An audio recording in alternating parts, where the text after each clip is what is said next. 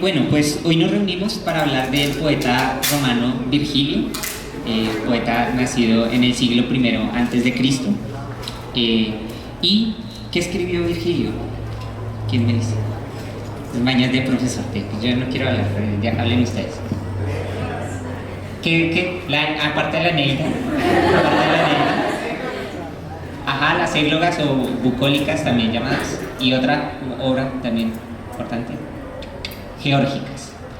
Entonces, pues hoy vamos a hablar un poco de la Eneida, pero es importante recordar que Virgilio pues, es uno de los poetas más importantes de la tradición romana y se convierte por extensión en uno de los poetas más importantes de la tradición occidental en general, ¿no?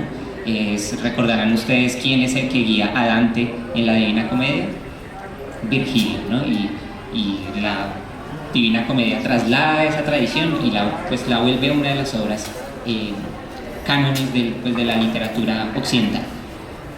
Hay que decir acerca de Virgilio que estuvo en uno de los círculos, se codeó con muchos de los poetas importantes de la época, y eso también pues, permitió los desarrollos en su poesía. Pues era amigo de Horacio, también su amistad con Augusto, que después se convertiría en el primer emperador romano, pues es importante, pues porque le permitió desarrollar las temáticas de su poesía, pero en general pues le permitió tener la comodidad necesaria para escribir, para desarrollar sus obras.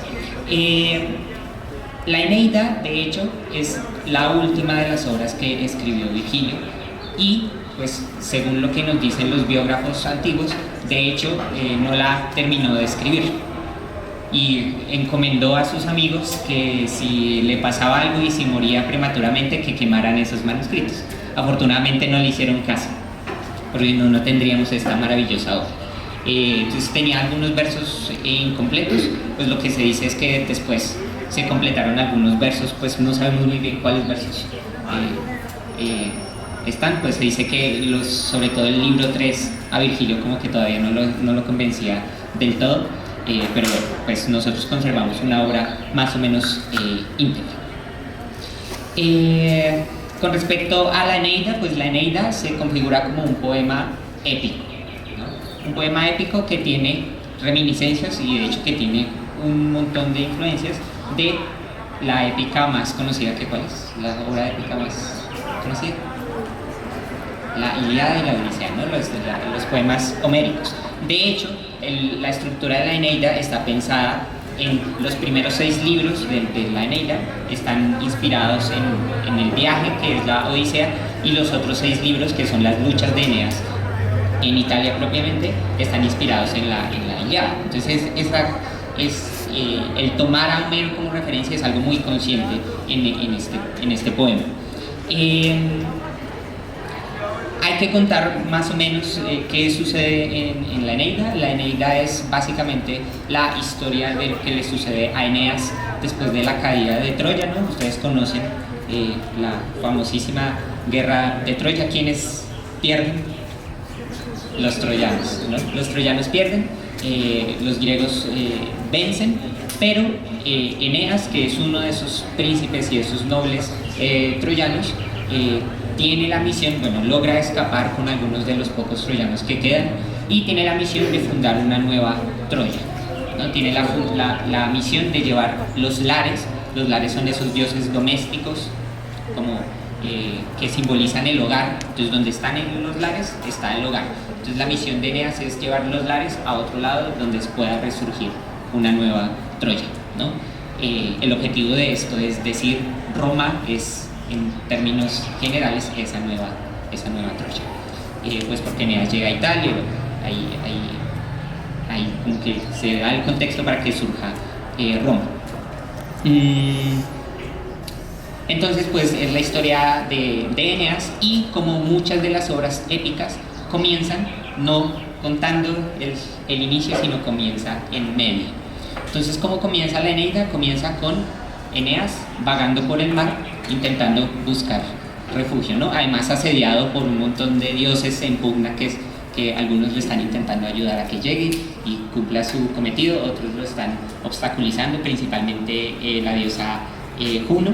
Entonces el primer libro básicamente es Eneas navegando por el mar, pasando por muchos peligros, pasando por muchas angustias y muchos naufragios, y finalmente llega a la ciudad de Cartago, ¿no? Cuya reina en ese momento es Dido. Entonces Dido lo recibe, le da, pues empiezan a hacer un montón de banquetes, lo reciben muy bien, pues porque Dido empieza a tener un interés romántico con Eneas y quiere que él lo ayude como a que Cartago sea una ciudad más grande de lo que ya era en ese momento. Eso sale mal, pero pues para el contexto de lo que vamos a leer nosotros en el libro 2, nos interesa no tanto la historia de qué sucede después, sino lo que pasa en ese banquete, porque en ese banquete Eneas, pues Dido le pide a Eneas como, oye Eneas, por favor cuéntame todos los sufrimientos que tuviste que pasar, y Eneas, listo, ¿no? Entonces Eneas le cuenta toda la historia, y básicamente en el libro 2 empieza toda esa narración. Entonces lo que vamos a leer nosotros, que ya ahorita les comentaremos en qué contexto y de qué manera lo vamos a leer, lo que vamos a leer nosotros cuenta lo que pasó antes de que Eneas vagara por el mar. Entonces lo primero es, los griegos construyen un caballo de madera. Esa historia seguramente será conocida para muchos de ustedes. Construyen un caballo de madera y lo llenan de guerreros y simulan que eso es una ofrenda y que se van a ir y que ya se acabó la guerra y que se rindieron y que perdieron, ¿no? Es como la estrategia. Los troyanos ven el caballo, bueno, los griegos se van a una isla cercana, se ocultan, el resto de griegos que no estaban en el caballo, y los troyanos salen a la playa, ven ese enorme caballo de madera, se preguntan qué hacer con eso, qué sucede, y uno de los troyanos, un sacerdote troyano, Laocoonte, dice, ojo, porque esto es una trampa, ¿no? ¿Ustedes creen que los griegos son así de confiables como para que podamos creerles? Entonces, y para demostrar su punto, le tira una lanza al caballo, ¿no? Y el caballo por allá, pero igual no sucede nada.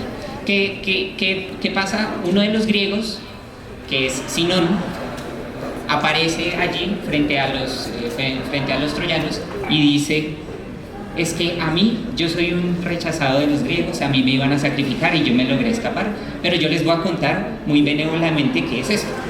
Este caballo es una ofrenda a la diosa Artemis. Esto es una ofrenda, si ustedes la mancillan, van a tener desgracia por siempre, pero si ustedes la entran a la ciudad, van a tener un poder y van a tener el favor de los dioses para poder después ir allá a Grecia y vencer a los griegos.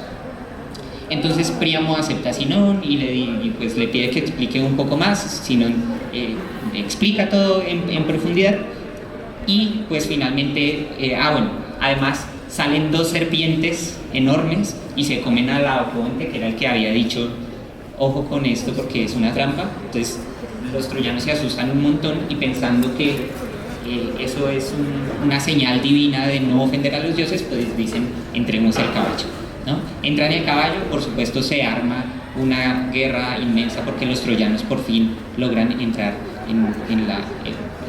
dentro de las murallas, y Eneas se despierta en medio de tremenda batalla. Se le aparece el fantasma de Héctor, que Héctor, el gran héroe troyano, ya había muerto antes, ¿no? A manos de Aquiles, y Héctor le dice, esto ya está perdido, ya toda esperanza está perdida, usted tiene que irse con los pocos troyanos que quedan y fundar una nueva Troya. Ahí es donde se le da la misión a Eneas. Eneas, sale,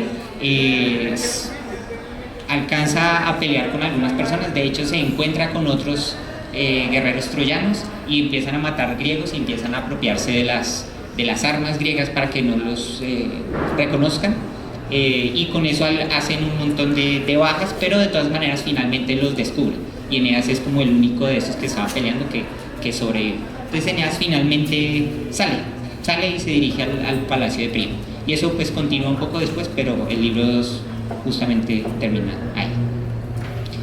Eso es, entonces ese es el contexto de lo que vamos a ver, ¿no? Llega el caballo, el engaño de Zenón, lo del Acoonte y las últimas escaramuzas entre Eneas y diferentes grupos.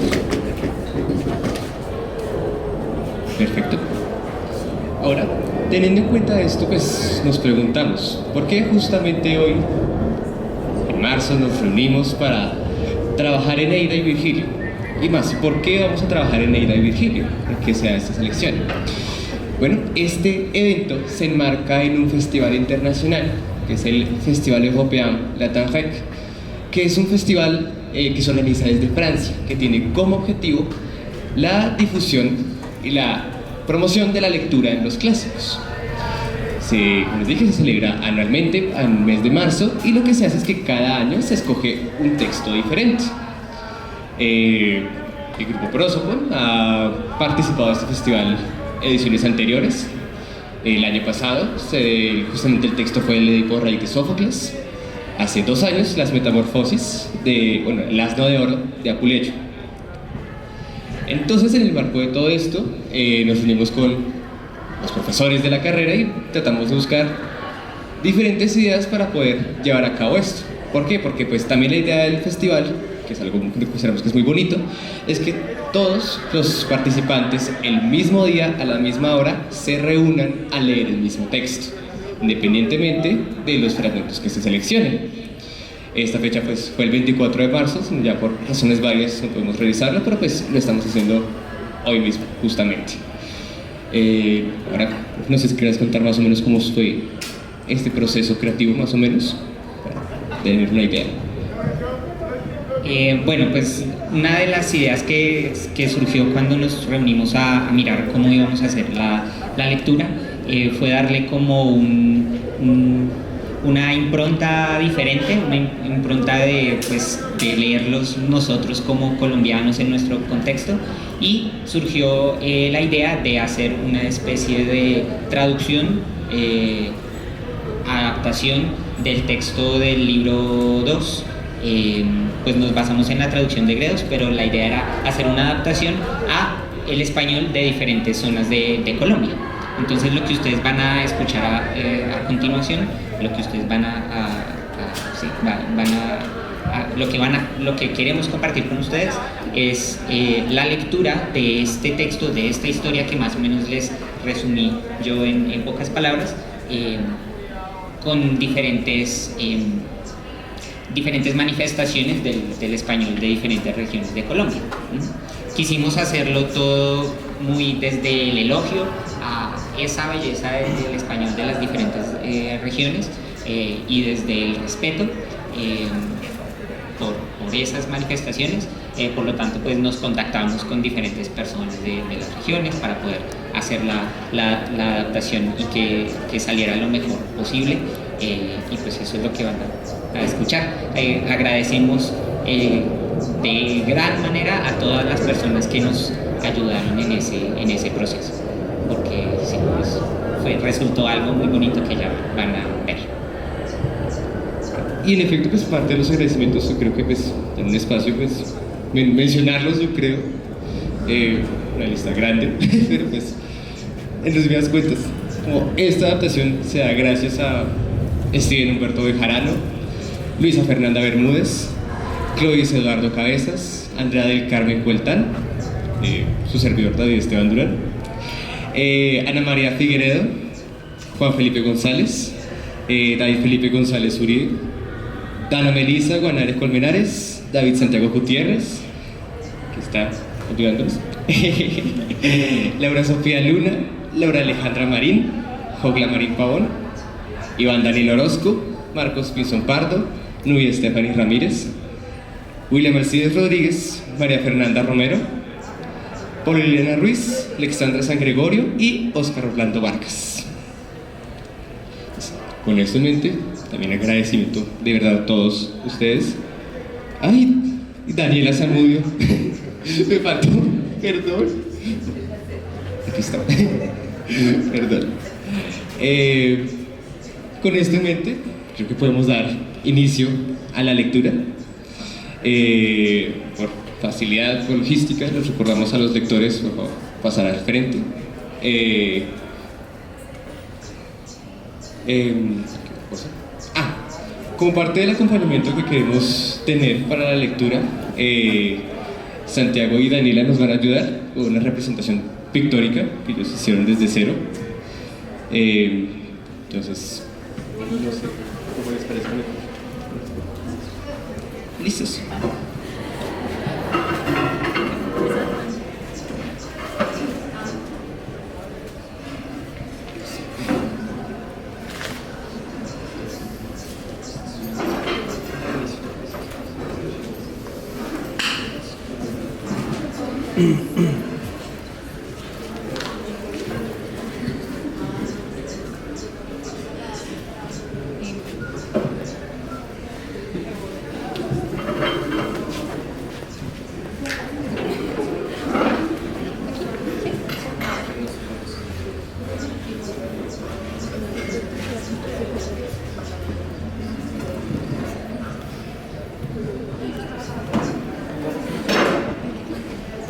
Agradecerles a todas, todos y todes por asistir.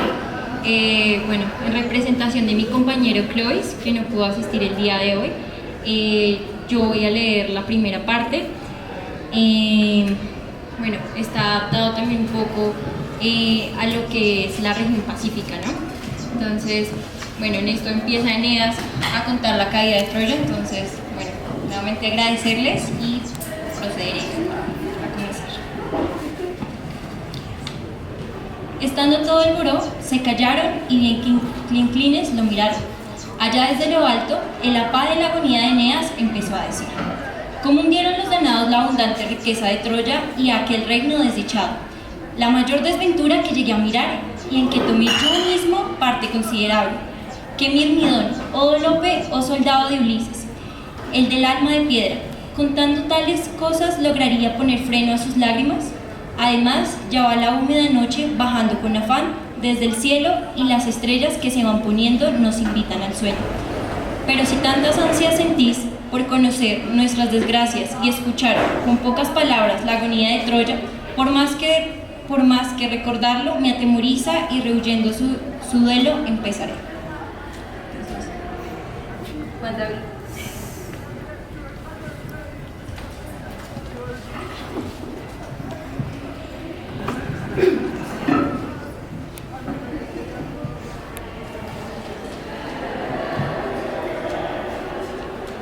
Los patrones de Danaos, jodidos de tanta guerra, embejucados los hados, que curvo de años han pasado, hicieron ochos y ponchos para construir un caballo más alto que las ritacubas del Cocuy y atabalaban planchas de pino desde su costado. Se hacen los huevones de que es un presente por su regreso a sus ranchos y van corriendo el chisme que a escondidas están en el tajo del caballo. En el interior de la panza del potro, como tripas, guerreros de Racamandaca con machetes y pistolas atalayaban los troyanos la isla de Tenedos, que era conocida por tener riquezas a los Esquelatao y Ontoba el reino del Cipa Priamo. Hoy solo un muelle y un pucho de ruinas traidoras para los barcos que pasan. Hasta allí revuelan en cuadra los danaos y se ocultan en el ranchón desierto.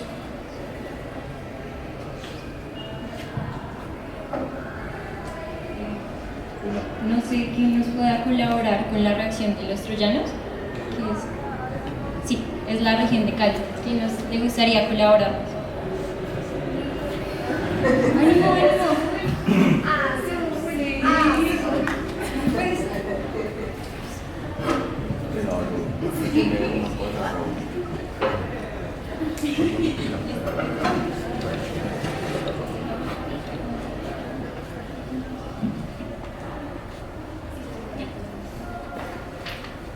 Nosotros pensamos que esa gente ya había hecho pamicenias y la Troyade se enchupó o se movían esas puertas bien azarosas, ¿oís? Se daban borrando por el campamento dorido para echarle ojo a la playa que no había ni una pepa, papi. Aquí donde ves, esa gente llegaba a pie y no veía y no le copiaban a ese man de Aquiles, pilla. Allí, de ese señor con chanclas, ahí se le daban los traques y hacían sus visajes, uno quedaba, mejor dicho, ante una virgencita. ¿Y si me entendés? Llegaban, vea, con diente pelado. El primero, tímites, echando murga para que le den pedazo dentro de la muralla. Y dice que quedé en la casa por fariseo o por bochinche de Troya, que era fija, pero Capis y su parche se me parecieron como Pedro por su casa y le dijeron que el asunto va para el mar bien aleta, al mar azaroso, este don sospechoso, que le echen candela y que deje el bejuco.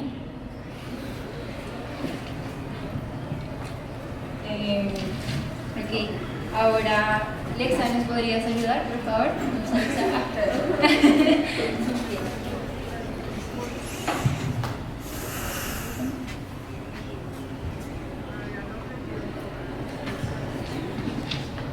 Entonces Laoconte a toda mecha deja botado a todos y amputado baja corriendo a la ciudad y dice: joda, qué vaina con esta gente tan terca, ¿vale? Que piensan que se ha alejado el enemigo. Esa gente es pícara, no piensen que les va a dar algo de gratis. Eso es lo que piensan de Ulises. Hombre, eso no es ningún regalo, se le están ingeniando para meterse a nuestra ciudad y nos quieren joder con ese caballo con ese pedazo de caballo hecho de leña.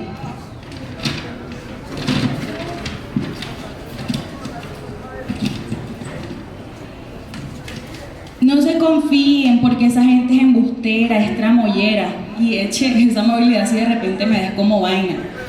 Con culo de fuerza le tiró la lanza al lado del caballo y se la zampó en la barriga y lo dejó temblando del totazo. Te juro que si Diosito no mete su mano para que el espíritu de terquedad saliera en nosotros, le hubiéramos creído a Laoconte y los griegos hubieran salido vuelto chicha y a Troya no le hubiera pasado nada.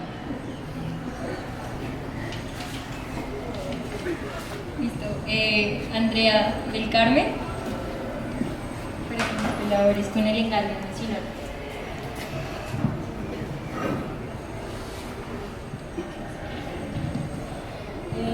El engaño de Sinón. Y en esas, en medio de semejantes alaridos, unos peones dárdanos llevaban ante el rey a un jovencito amarrado por la espalda. Se les presentó para tramarlos y que abrieran Troya a los saqueos. Ganosa de chisme de todos lados, la muchachada troyana viene y empieza a molestar al jovencito. Chica, ¿y ahora qué tierras, qué chuquias me pueden recibir?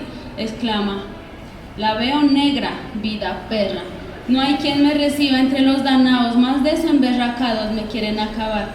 Por su chilladera pensamos, pobre almita, y se nos calma toda nuestra berraquera. Le pedimos que nos eche el cuento de dónde viene, qué noticias nos trae, como por qué podríamos confiar en él. El jovencito, botando lejos el miedo, habla así: me voy a destapar, rey, de veritas, pase lo que pase. No puedo negar que soy argivo. Para empezar, pues sí soy bien de malas por esta puerca suerte. Ya ni ingrato ni mentiroso me voy a volver a estas alturas del partido. Tal vez ya te llegaron con los chismes del Palámedes, pariente del Velo, y que el tipo era bien berraco con todo lo que hizo. Le inventaron un chisme, lo sapearon porque dizque se oponía a la guerra, entonces lo acabaron los pelasgos, cuando es el tipo bien sanito.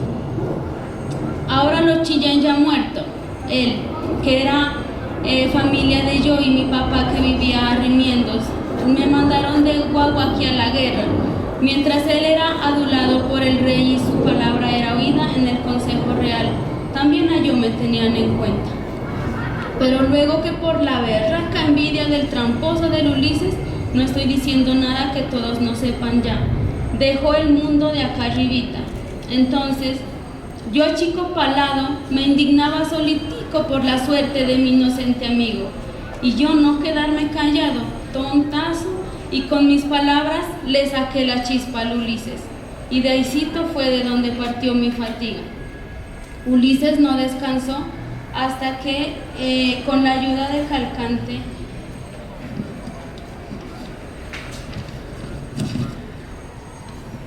Pero qué puchas, ¿para qué los entretengo? Si todos los aqueos son así mismitos, según ustedes.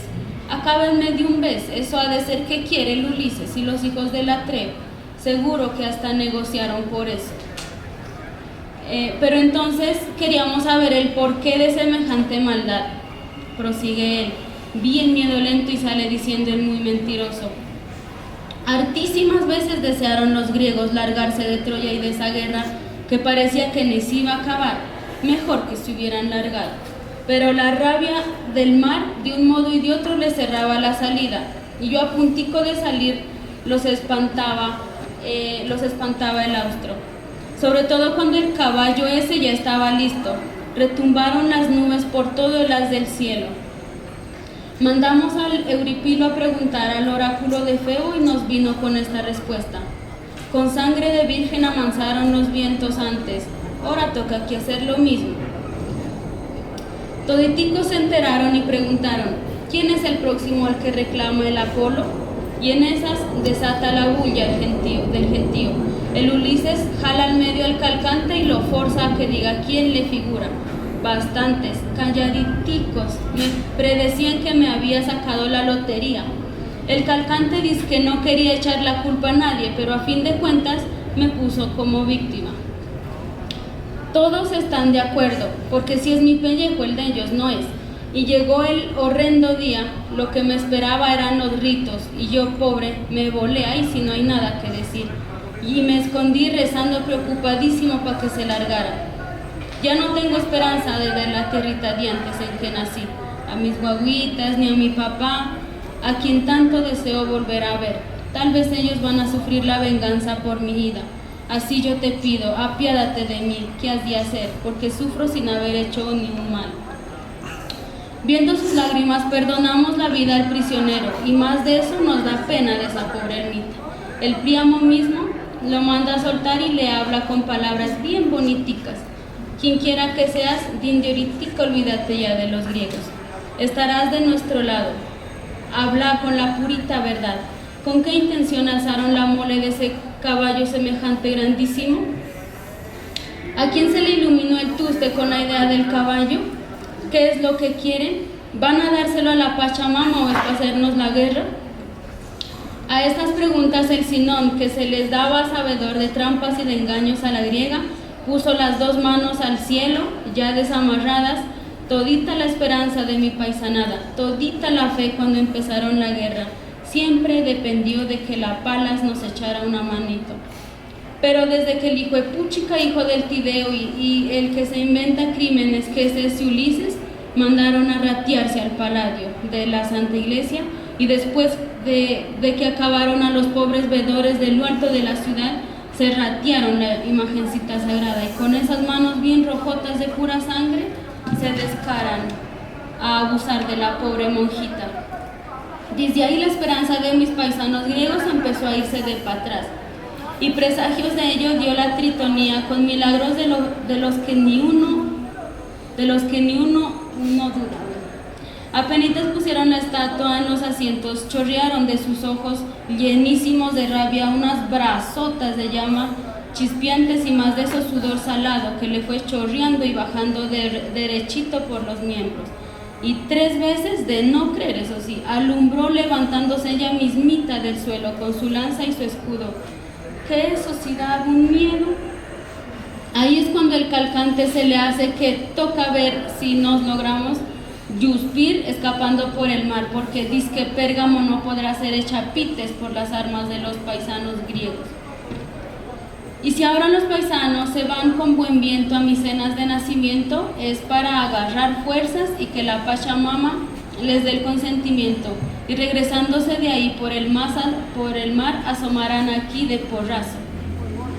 El caballo que se alzaron por consejo del calcante, por el mismísimo hecho de la imagencita que se ratearon esos muérganos, por el insulto a la diosa, para remendar esa embarrada que lo achicopala uno, y el calcante les mandó alzar esa mole bien demasiado grandotota de roble tapiado, y que subiera bien alto, eso sí, para el cielo, para que no pudieran de entrarla por las puertas, ni de entrarla en los muros, ni mantener el pueblo bajo la protección de la fe de antes.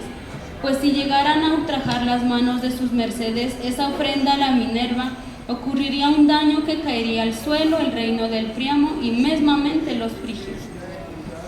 Ante esas burlas y trampas del hijo y madre del Sinón, nos convencieron mismos sus palabras y nos dejamos agarrar de sus mentiras y sus lágrimas, como si cierto, bien parados nosotros, a quien ni el Diomedes, ni el Aquiles, ni los 10 años de guerra, ni un montón de navíos nos pudieron vencer.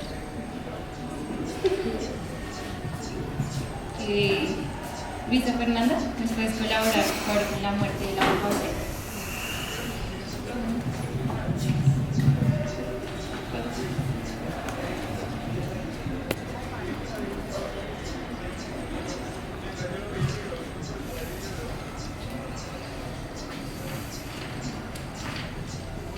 Muerte de Laoconte.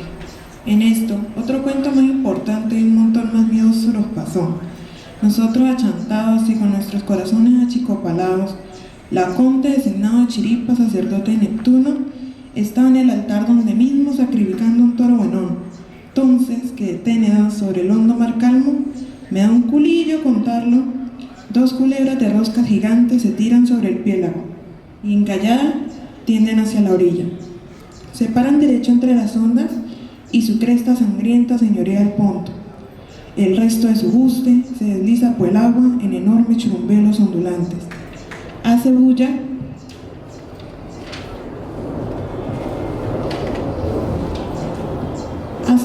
a su paso el mar espumeante. Alcanzan ahoritica la orilla con los tórtolos ardiendo en sangre y candela. Sus lenguas, que sangolotean, van lambiendo las jetas silbantes. Nos pisamos turuletos al verlas. Derechas al Laoconte van rejuntadas, pero primero coge cada una el justo tierno de uno de sus huipas y lo ciñen en sus roscas, y a mordiscos se ceban en sus ancas desdichadas. En después, al mismo taita que acudía en su auxilio, lanzan mano, lo agarran y en grandes churumbelos lo encadenan, y enroscadas 2 veces a su tronco y doblando sus lomos escamosos, otras 2 a sus nucas. Aún lanzan encima los tustes y nucas derechas.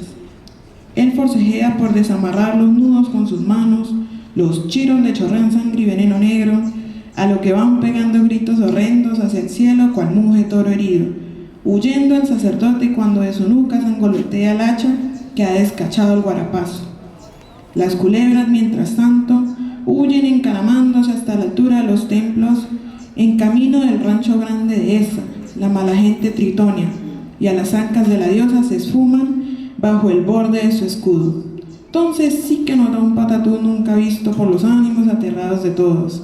Dicen que Laoconte ha chupado pa' que lleve por profanar el palo sagrado con su hierro, disparando la maldita lanza contra su flanco. Hay que catear a llevar la imagen a su templo y doblar rodillas por el poder de la diosa, piden haciendo bulla.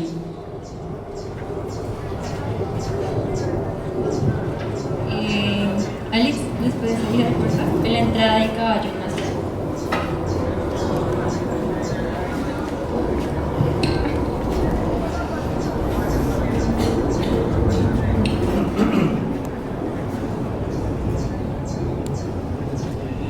Arrimamos un turume sobre los alambrados y tasajeamos los guardias del pueblo. Ya han encaminado todos para la tarea. Van trochando y amadrinando a las patas del caballo repiqueteado. Y en torno de sus caballos tienen sogas, pues burro amarrado, leña segura. Remonta a nuestros muros la joda preñada de guerreros. Alrededor va pelados surumbeando cantos rezados. Disfrutan tocando las maracas con sus manos, formando el zaperoco. Ella, potrica amenazadora, se va rehuyendo hasta el centro del pueblo. Oh patria camarita, oh llanura patrones, oh muralla Dardania afamada en la guerra. 4 veces se va arriando el caballo y resuenan 4 veces las armas de su barriga. Con todo aún embolatados y embobados, ciegos de frenesí. Y en nuestro rezado castillo emplazamos el mandingas de desgracia como perro en misa. También entonces Casandra abre sus labios amansando hados tabanosos, labios nunca creídos de los teucros por órdenes del patrón. Nosotros toreados. Aquel sería el último día de esta vida maltrecha. Caminen por ahí por el pueblo, habiendo visitado los datos de los patrones.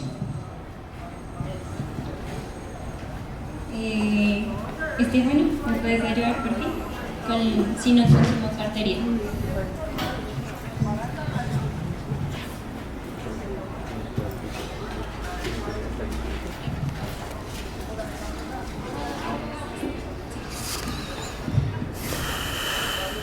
Se voltea por allá el cielo y jode en el océano toda la noche, enredando por la redoma de su sombra la tierra, el firmamento y los rebotados tumbados. Los troyanos regados por allá en la muralla dándoselas de zurrones. Severo ponche que va jodiendo a su gente mamados. Compincha la guachafita de la luna, pa'lante la conocida tierra. Cuando el barco real da el aire a su canal y Simón bajo las naguas por el arrecho designio de los fantoches, con su avena cuadrando las trancas de pino a los danaos ocultos en su buche. Y el caballo pateabierto los devuelve a los aires, y del cóncavo roble, tirando paja, se resbalan por la cuerda echada Tesandro con Esteneo, el par de mandones y el emputado Ulises, Acamante y Toante, Neoptólemo el chino de Peleo y el guía de Macao y Menelao y el mismo Epeo, hablando paja en la rosca. Invaden la ciudad hacia el putas mamados y con bolegancho hacen estirar la pata a los vigilantes. Y francas ya las puertas van metiendo a todos sus compinches y arriman las tropas como habían acordado.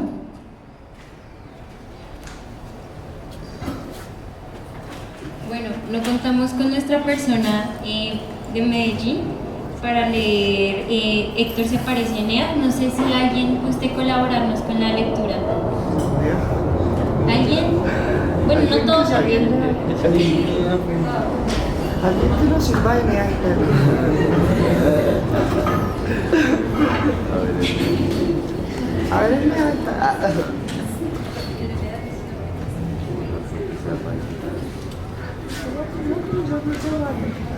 Ya se estaba oscureciendo y el sol se metía detrás de las montañas haciendo arreboles. Estaba yo medio dormido cuando se me apareció Héctor con una cara de achicopalado, con el ojo aguado como cuando fue arrastrado por el carro de Conselero Bololoy.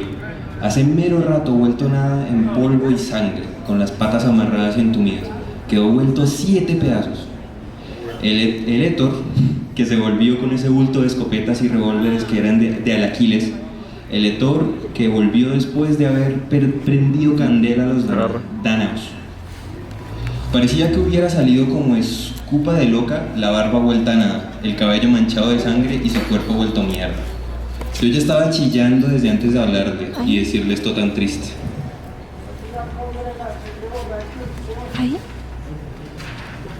Ay, Virgen Santísima, Héctor, ¿usted dónde estaba metido? ¿Quién lo trajo? Me alegra verlo a pesar de este cansancio. Luego de tanto balaseado con todos hartos de esta vaina, ¿qué triple hijueputa te dejó así? ¿Qué garbimba te apurrió de esta manera? Nada que me responde y yo lleno de preguntas. Y entonces me habla con voz de tarro desde el fondo de su alma: vuélese de acá que esos hijueputas se nos están metiendo. Y pues Troya ya no es la de toda la vida, y con todo lo que hemos hecho para sacar adelante la patria y a mi papá, no ha salido en nada. Llévate todas estas cositas de nuestro Señor y lo que te sirva, y por ahí derecho búscales a los demás un lugar donde caer y armar todo de nuevo.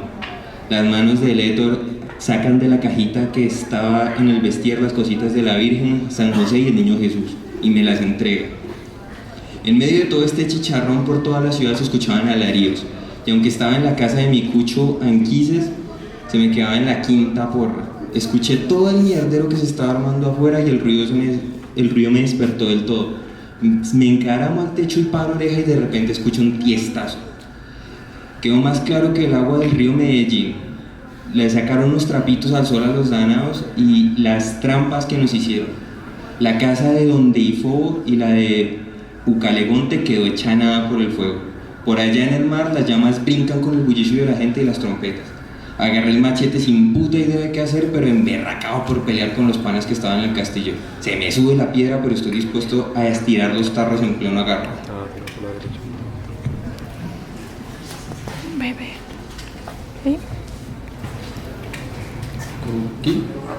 Siguiente. Germán. Después. encuentro con Panto.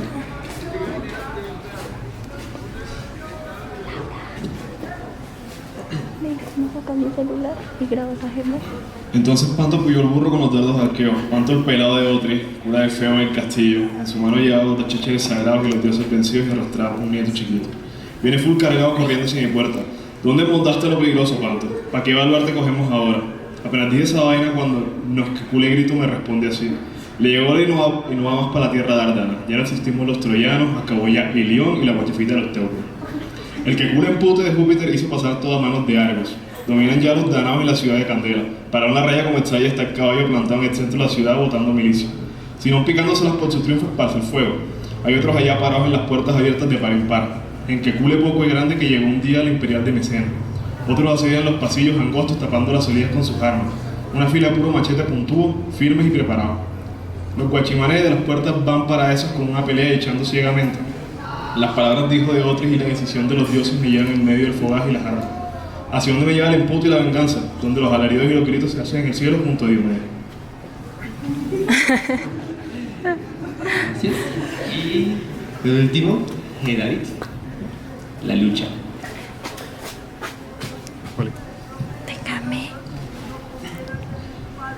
Entonces, guiados por la luz de la luna, se pusieron a andar junto conmigo Hispanis y Dimante, y creo que era hijo de Migdón. También andaba para allá con nosotros Ripeo y Epito, que era el más experimentado de los de esa zona. Ese coreo estaba por esos lados porque se había ido buscando el pierde a Cassandra, y ya hasta se sentía ya de los del mercado, porque se pensaba yerno de Príamo, entonces cayó en el refunfuñe ese para pelear por Príamo y los troyanos de ahí de Troya. Pobre pendejo perdido por no pararle oreja ni hacerle caso a lo que dijo la culicagada esa de su novia, se fue a buscar lo que no se había perdido. Y ahí, claro, cuando los vi ya todos organizados como chinos de colegio, les dije: vecinos, valientes como ustedes no se encuentran ni para encrespar una gallina, y eso que esa es mejor idea que esta. Si de verdad lo que quieren es seguirme en este intento de algo hasta que ya no podamos poner pie frente al otro, pelen bien el ojo que secreto para nadie es como está la vaina por acá. Todos los dioses en que confiábamos, cual si fueran los de la casa de al lado, se fueron y dejaron todo tirado como si valiese 3 pesos. Los altares les importaron 5, y ni hablar de las grutas de oración, que es así que menos. Vamos a ir a jugarle a los bomberos sin camión ni baldes de agua. Vamos a ir a ayudar a una ciudad que ya parece fogata de tanta candela que echa. Ay, pues ya lo he hecho pecho. Corramos para la muerte y metámonos en medio de los machetes de los enemigos. Eso a quienes vencieron solo les queda resignarse, porque eso los deja de una como gallina con cría, les da un gadejo que ni divorcio. Entonces, eso parecíamos chinos estrenando machete, que en cualquier momentico que medio se le atraviese otro desprevenido y tomando de una vez le va envainando la peinada, pero que no sabe que la muerte la tiene al ladito cada vez que saca para planchar. Nos pusimos a bajar para el pueblo en esa noche toda oscura. Ni si fuéramos licenciados habríamos podido contar bien todos los daños y muertes que veíamos por donde pasábamos. Nadie tenía suficientes lágrimas para llorar todo lo que veíamos sin quedarse desiertado. La ciudad que había sido la berraquera de la zona estaba ahora ahí, hecha chiquero, con cuerpos por todo lado, que hasta los santuarios estaban con manchas de sangre cual matadero. Una matazón es lo que había por el pueblo. Ya se confundía hasta la sangre del oriundo con la del visitante, porque a veces mataban uno de allá y otras caía otro de acá. Ni el hombre más valiente con el cerebro más alcoholizado habría podido tragar toda la muerte y destrucción que había en mi tierra. Por donde viera parecía que hubiese bajado el diablo. Pura muerte era lo que había. El más avispado de los enemigos era Andrógeo, que nos vio y pensó que éramos de los suyos, y sin darse cuenta que nos estaba pidiendo robar y matar a nuestros vecinos, nos alentó a seguir empacando cuanto veíamos en los escombros. Y claro, como no le respondimos, se le prendió el foco y se dio cuenta de la embarrada que había cometido. Entonces intentó huir cual perro luego de robar pan. Pero como había mucha mata, no vio una culebra que había y la pisó. Entonces esa vaina de una lo atacó con toda, cosa que aprovechamos para darle el empujoncito para el otro lado. Como vio que nos había ido bien, Corebo nos dijo de una que no, que la suerte estaba de nuestro lado, que nos cambiásemos las fachas por las de los griegos, que eso en tiempos de guerra cualquier hueco es trinchera, que sin miedo de echarle que pa'lante es para allá. Luego de decir eso, se puso el sombrero desemplumado que traía el nuevo finado, y lo mismo hicieron Ripeo y Dimante, con lo que pudieron quitarle a otros 2 los tenga en su gloria. Entonces, ya vestidos, nos pusimos a dar chumbimba a lo que se medio atraviesa en el camino. Algunos griegos ya se devolvían corriendo para los barcos, otros parecían bichos metiéndose rápido entre el armatoste ese de madera con forma de caballo. Dios mío, sé gloria en el cielo que los hombres respondamos a ella, porque vimos a Casandra siendo arrastrada por un templo y parecía animal para el matadero. Suplicaba con los ojos un poquito de piedad, que no le lastimasen las frágiles manos y le soltasen el enmarañado cabello. Coreo, al ver a la china así, se encegueció y le metió en pura hacia los manes esos que la tenían. Y como íbamos vestidos con las ropas del enemigo, los de nosotros empezaron a dispararnos flechas. Cuando pudimos quitarles a Casandra de las manos, se nos vinieron como bestias los griegos que la tenían. Estaba este man, Ajax, el que decían que era el más fuerte. Los dos hijos de Don Atreo y todos los paisanos de Dolope. Entonces, pues si peleáramos contra el mismísimo viento en pleno agosto, se lanzaron contra nosotros porque notaron que éramos quienes hablaban todo diferente. El primero en cerrar los ojos fue Coreo a manos de Menelao en pleno santuario. Después fue el finado Rifeo, que más caballero que cualquiera de nosotros sí era. Hipanes y Dimante fueron los más de malas, porque sus propios paisanos les dieron de baja pensando que eran de los otros. Ni todos los restos del mundo pudieron salvar a mis seres queridos, que puras brasas quedaron entre ellos y Ilio. Pero ojo, no vayan a pensar mal de mí porque salí de esas con todas mis partes, que nada de esquivar balazos ni mucho menos. Si me salvé y me pude ir del chispero fue porque el Pelias estaba corriendo con el Ulises en pleno hombro como bulto de café porque estaba herido ese otro.